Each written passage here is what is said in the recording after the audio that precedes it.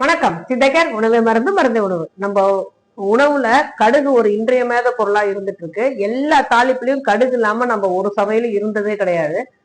கடுகு நம்ம ஏன் யூஸ் பண்றோம், அதுவும் தாளிப்புல முக்கியமா ஏன் யூஸ் பண்றோம் அப்படிங்கறத தெரிஞ்சுக்கலாம். எண்ணெயில டக்குன்னு அந்த கடுகு பொரியும் போது அதோட முழு பலனும் கடுகோட எண்ணெயில சேர்ந்துரும். கடுகோட எண்ணெய், கடுகு எண்ணெய் நார்த் இந்தியால யூஸ் பண்ணுவாங்க. அதனாலதான் அவங்க சீரகம் தாளிப்பாங்க செரிமானத்துக்கு. நம்ம சாதாரண கடுகு எண்ணெய் யூஸ் பண்றதே கிடையாது. சாதாரண ஆயில், கடலெண்ணெய், நல்லெண்ணெய் ஏதாவது தான் யூஸ் பண்ணுவோம். அதை தாளிக்கும் போது இந்த கடுகோட தன்மை முழுவதும் தாளிப்புல அந்த எண்ணெயில பட்டு நம்மளோட முழு பலனும் நமக்கு கிடைச்சிரும். கடுகோட பலன் என்ன அப்படின்னு பார்த்தோம்னா அஜீரண கோளாறை முற்றிலுமா நீக்கக்கூடிய உள்ளது.